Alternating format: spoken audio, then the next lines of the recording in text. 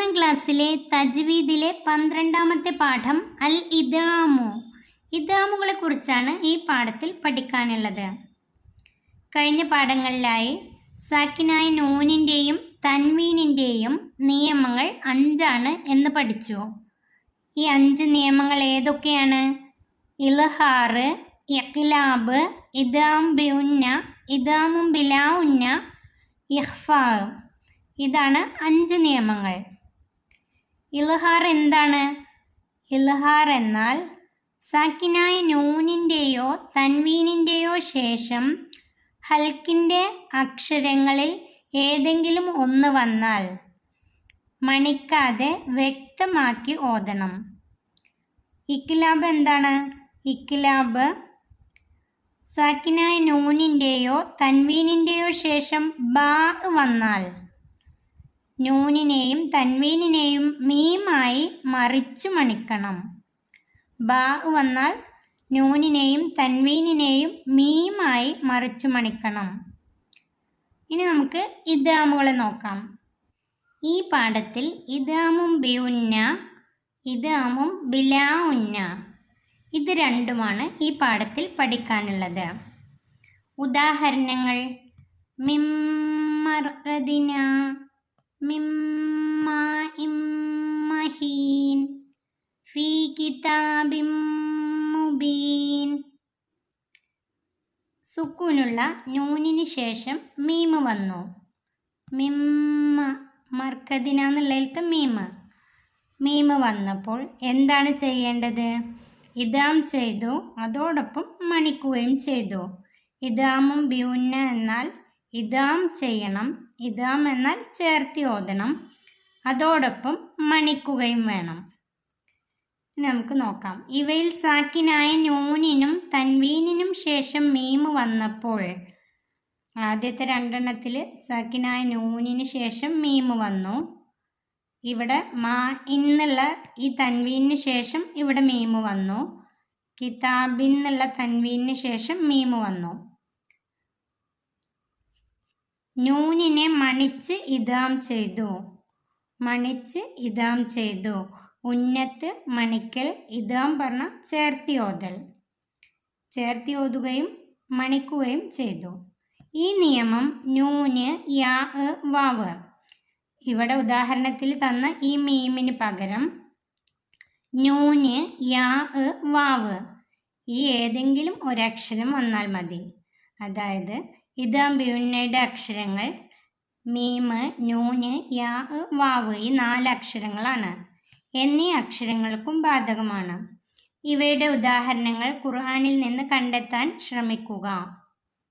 ഇദ്ഗാമും ബിഉന്നയുടെ ഹർഫുകൾ 4 മീം, നൂന്, യാ, വാവ്. ഓർത്ത് വെക്കാൻ വേണ്ടി നൗമി എന്നതിലെ 4 അക്ഷരങ്ങളാണെന്ന് പഠിച്ചാൽ മതി. ന, വ്, മീ. മീമിന് ശേഷം യാ ഉണ്ട്. നൂന്, വാവ്, മീം, യാ. ഈ 4 ഹർഫുകൾ സുക്കൂനായ നൂനിൻ്റെയോ തൻവീനിൻ്റെയോ ശേഷം വന്നാൽ ഇദ്ഗാം ചെയ്യുകയും ഉന്നത്ത് ചെയ്യുകയും വേണം, ചേർത്തി ഓതുകയും മണിക്കുകയും വേണം. ഇവയുടെ ഉദാഹരണങ്ങൾ ഖുർആനിൽ നിന്ന് കണ്ടെത്താൻ ശ്രമിക്കുക. ഇദ്ഗാമും ബിഉന്നയുടെ ഉദാഹരണങ്ങൾ മീമിൻ്റെ ഇവിടെ തന്നിട്ടുണ്ട്. ബാക്കിയുള്ള നൂന്, യാ, വാവ് ഇവയുടെ ഉദാഹരണങ്ങൾ ഖുർആനിൽ നിന്ന് കണ്ടെത്താം. നൂനിന് ഉദാഹരണം ഫമിൻ നഫ്സിക. നൂനിൻ്റെ തൻവീൻ വരുമ്പോൾ യൗമ ഇദിൻ നാഇമ. വാവിന് ഉദാഹരണം മിൻ വറക്കിൽ ജന്ന, ഹബ്ബൻ വനബാതൻ. അതുപോലെ യാഇന് ഉദാഹരണം മിൻ യൗമിൽ ജുമുഅ, ഹിസാബൻ യസീറ. ഇതുപോലെ ഖുർആനിൽ നിന്ന് വേറെയും ഉദാഹരണങ്ങളുണ്ട്, ഒരുപാട് ഉദാഹരണങ്ങളുണ്ട്. നിങ്ങൾക്ക് ഇഷ്ടമുള്ളത് നോട്ട് ബുക്കിൽ എടുത്തെഴുതാം. ഇനി നമുക്ക് ഇദ്ഗാമും ബിലാ ഉന്നത്ത് എന്താണെന്ന് നോക്കാം. ഇദ്ഗാമും ബിലാ ഉന്ന എന്നാൽ ചേർത്തി ഓതണം, മണിക്കരുത്. ഉദാഹരണങ്ങൾ നോക്കാം. മിർ റസൂലിൻ ഫഹുവ ഫീ ഈശത്തിർ റാളിയ. ചേർത്തി ഓതണം, ശ്രദ്ധ ചെയ്ത് ചേർത്തി ഓതണം, എന്നാൽ മണിക്കരുത്. ഈ ഉദാഹരണങ്ങളിൽ സാക്കിനായ നൂനിനും തൻവീനിനും ശേഷം റാ വന്നിരിക്കുന്നു. സുക്കൂനുള്ള നൂനിനും തൻവീനിനും ശേഷം റാ വന്നിരിക്കുന്നു.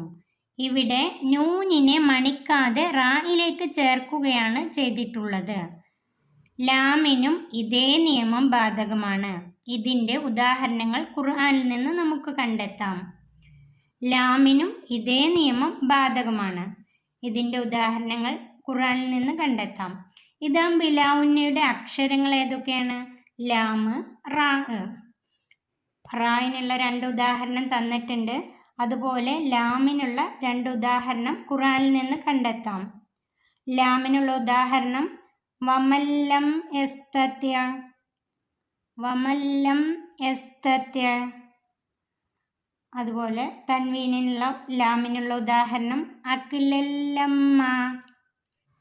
ഇതോടുകൂടി പാഠം ഇവിടെ അവസാനിക്കുന്നു. 3ാം ക്ലാസ്സിലെ പ്രിയപ്പെട്ട കുട്ടികൾക്ക് വീഡിയോ ഉപകാരപ്പെട്ടാൽ സബ്സ്ക്രൈബ് ചെയ്ത് നിങ്ങളുടെ കൂട്ടുകാരിലേക്ക് ഷെയർ ചെയ്ത് കൊടുക്കണം.